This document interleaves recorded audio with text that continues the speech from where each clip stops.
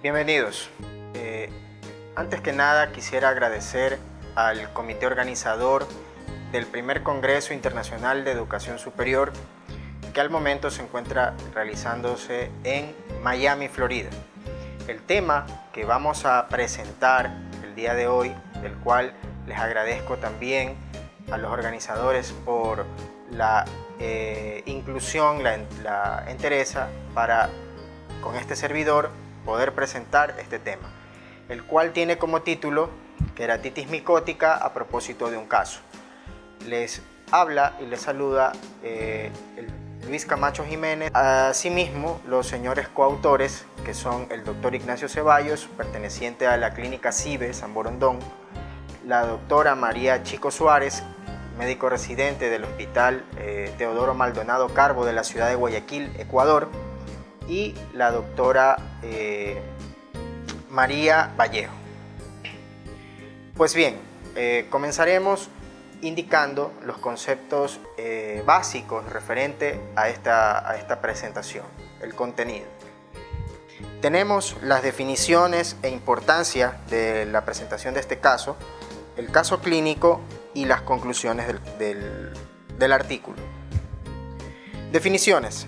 La córnea es el primer medio refringente y estructura inicial visible del globo ocular, cuya transparencia y brillo son sinónimos de salud, la cual tiene funciones, por ende, visual, dióptrica, protectora y la de expresar sentimientos y estados de ánimo. Su embriología depende del ectodermo y del mesodermo superficial. Una característica de la córnea es que es avascular y, por lo tanto, dentro de los trasplantes de córnea, la córnea es un órgano que tiene mayor porcentaje de aceptación. La úlcera corneal como enfermedad, como patología, es una de las patologías más frecuentes que se encuentran a nivel ocular. La úlcera corneal se produce por la pérdida de las capas superficiales histológicas de la córnea, las cuales sirven como protección contra agentes externos. Al perder esa protección por diferentes causas, la córnea se expone a la invasión de gérmenes, tales como bacterias, virus, hongos, que son los más frecuentes agentes etiológicos causantes de enfermedades de la córnea. Y también no podemos pasar por alto la patología parasitaria, afectando la córnea, produciendo una úlcera crónica, la cual compromete la visión del paciente. Ya habíamos visto las funciones de la córnea, la histología de la córnea, que se divide en 5 capas histológicamente hablando o microscópicamente hablando. Esas capas, cuando el paciente tiene una pérdida de la solución de continuidad de este órgano, esas capas van perdiéndose, degenerándose y provocando a su vez reacciones inflamatorias que a la postre van a degenerar en la pérdida de la funcionalidad, en la pérdida de la visión del paciente. Es considerada la úlcera corneal como una emergencia oftalmológica. Por este motivo es muy importante el conocimiento y la prevención ante esta patología. Tenemos una incidencia anual de ceguera causada por queratitis infecciosa o traumática de alrededor del 1.5 a 2 millones de casos. En países como la India hablamos de 113 casos por cada 100.000 habitantes.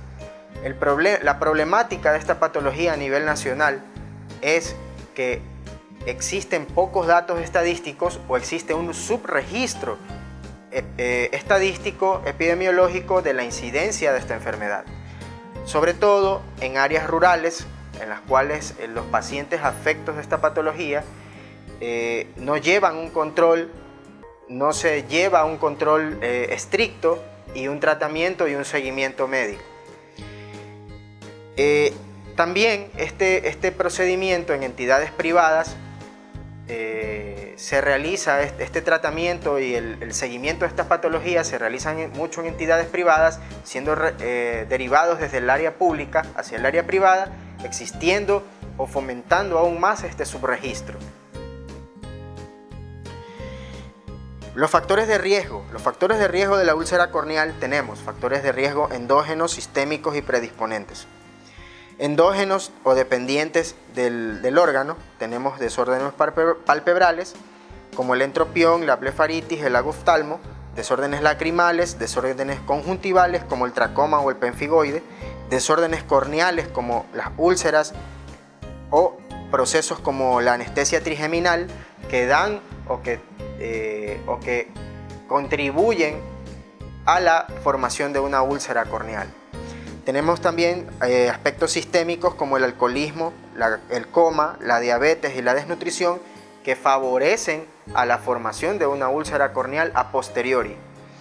Y factores predisponentes tenemos traumatismo ocular, es lo más frecuente en países en vías de desarrollo, el ojo seco, el uso de inmunosupresores tópicos y el uso prolongado e indiscriminado de lentes de contacto, los cuales no llevados por una aplicación o por un control médico puede provocar irritación corneal y posteriormente una úlcera corneal.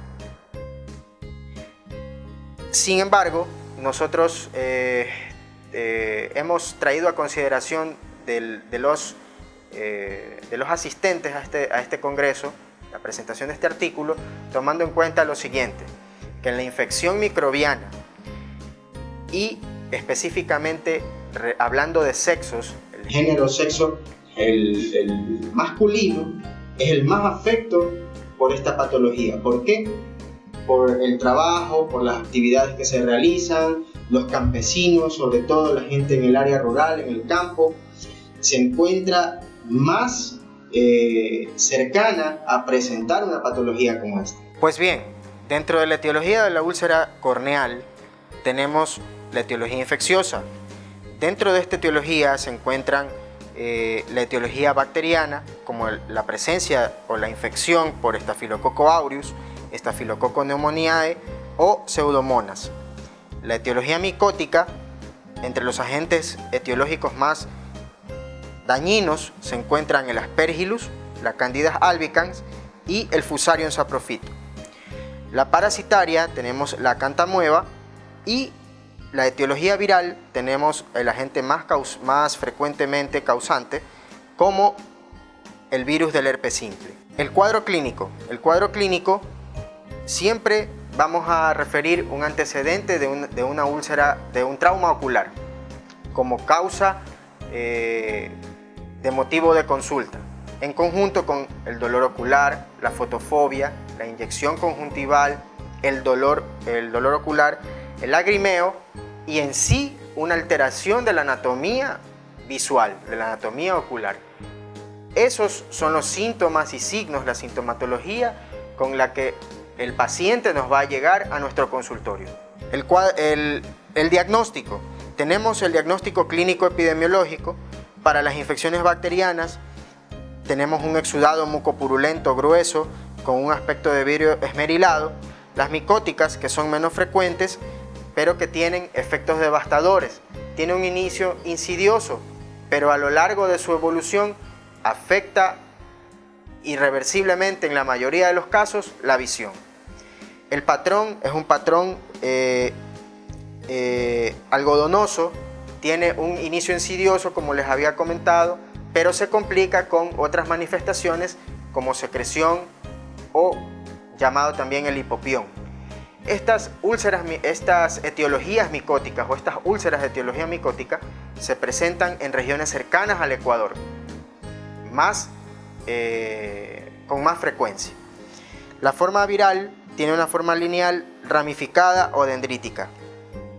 Y para el diagnóstico nosotros tenemos la intervención del médico especialista realizando el examen clínico, el examen de la agudeza visual, el estudio microscópico y el estudio con lámpara de hendidura.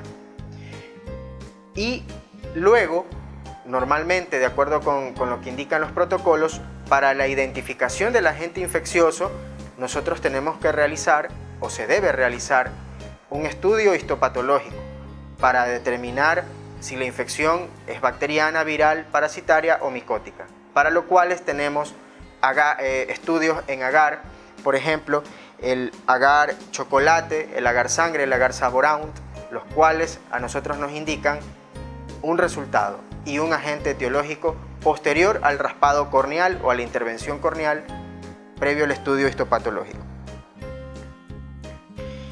La evolución. Tenemos un estudio de casos realizado en Honduras con 43 casos, un universo no tan grande. Sin embargo, el 70% de los pacientes fueron de sexo masculino con una etiología micótica, los cuales se dedicaban a la agricultura, seguidos de causa bacteriana. Los gérmenes más encontrados en este estudio hondureño fueron el género Fusarium y el estafilococo saprofítico. El 74% de estos pacientes requirió un manejo quirúrgico y un 26% un manejo farmacológico. El tratamiento quirúrgico fue un recubrimiento conjuntival en un 82% y la evisceración como complicación final de esta patología representó el 18% de los casos estudiados.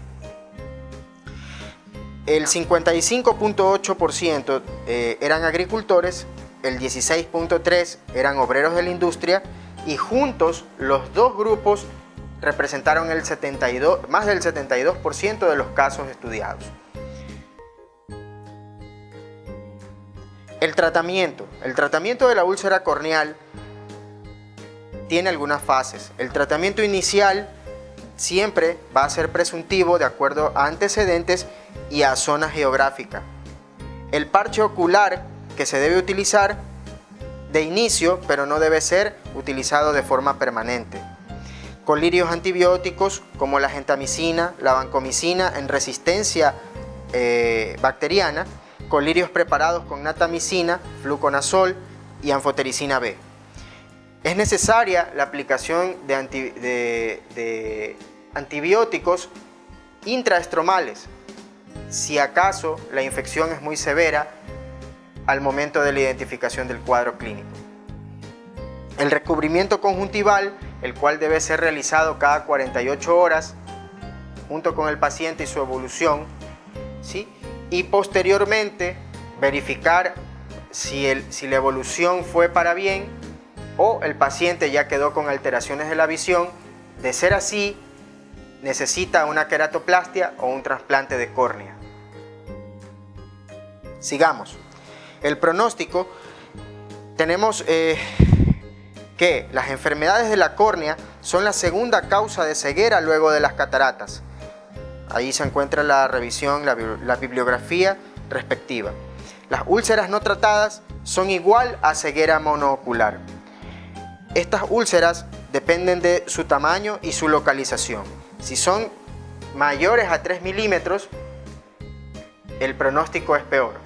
Si se encuentran hacia la línea media, recubriendo o lesionando la zona del iris, también tienen un mal pronóstico. Si se encuentran más lateralizadas o alrededor del iris, hacia la pupila o excéntricamente del globo ocular, tienen un mejor pronóstico. Y aquí empieza y aquí es importante recalcar la necesidad de la identificación en el primer nivel de atención en salud, puesto que el primer nivel de atención es el encargado de referir hacia el médico especialista en oftalmología para que siga el camino y el tratamiento especializado necesario. Bien, el caso clínico. El caso clínico tenemos el día 6 de diciembre del 2017, paciente de 23 años de sexo masculino, militar, antecedentes patológicos personales no, de Naranjito, provincia del Guayas, y lugar de trabajo en Esmeraldas, provincia de Esmeraldas, con un cuadro clínico 5 días posterior a un golpe con una rama durante ejercicio militar en el ojo izquierdo. Acude a emergencia, Hospital de Naranjito 48 horas luego del evento, realizándose un lavado ocular y prescribiendo gentamicina más corticoide. El paciente acude por presentar dolor, inyección conjuntival, fotofobia, lagrimeo y visión borrosa. Al examen físico presenta una lesión blanquecina en el ojo izquierdo, aproximadamente de 6 milímetros, central lateral inferior. por lo cual fue referido de manera inmediata al oftalmólogo. Este control oftalmológico incluyó el control de la agudeza visual en el ojo izquierdo, el cual se encontraba 20/50. El examen oftalmológico se realizó una tinción con fluoresceína, ustedes están viendo la imagen, la cual es positiva. ¿Qué significa positiva? Que tiñó de color verde el globo ocular. El tratamiento fue parche ocular, inyección periocular de ceftriaxona, atropina en gotas, ginedazol y acitromicina. El 8 de diciembre, en el segundo control, presenta un aumento de su úlcera corneal a 8 milímetros, la misma localización, y se dio el mismo tratamiento. El día 10 de diciembre, su tercer control, la úlcera logra disminuir en tamaño a 6 milímetros, nuevamente vuelve a su tamaño original. Sin embargo, la úlcera aumenta en profundidad y esa situación preocupó mucho en la evolución del paciente. Ahí tenemos una imagen del aspecto algodonoso, de bordes irregulares y que capta la fluoresceína en el paciente. El 10 de diciembre, su cuarto control, el paciente no mejora en su evolución, por lo cual es referido desde la ciudad de Esmeraldas a un hospital de mayor complejidad en la ciudad de Guayaquil. El paciente llega al hospital naval y desde allí es referido a la clínica CIBE en San Borondón, presentando en su primer control en la clínica CIBE una úlcera corneal de 6 milímetros, central lateral inferior, bordes irregulares. El paciente había ya evolucionado con un hipopión en la cámara anterior, más congestión generalizada visual. Se suspende el parche ocular, se da atropina en gotas, oftabiótico, moxifloxacino y voriconazol. Y desde allí se empieza a sospechar en una úlcera corneal, pues ya había tenido algunos días de antibióticos y el paciente no había mejorado. El 18 de diciembre se realiza un estudio histopatológico de la lesión corneal, sospechando también de una posible afección por acantoamueba. Y el día 22 de diciembre se realiza una cirugía de recubrimiento conjuntival y se toma la muestra para el estudio. Posteriormente, luego del estudio histopatológico, se confirma la etiología como fusarium saprofítico positivo. El paciente siguió en tratamiento porque se le hizo tratamiento cada 48 horas efectivamente y se fueron rotando las medicaciones, específicamente con anfotericina B, vancomicina, oftabiótico, atropina, fluconazol vía oral, Siriax vía oral, más un reposo absoluto en su domicilio.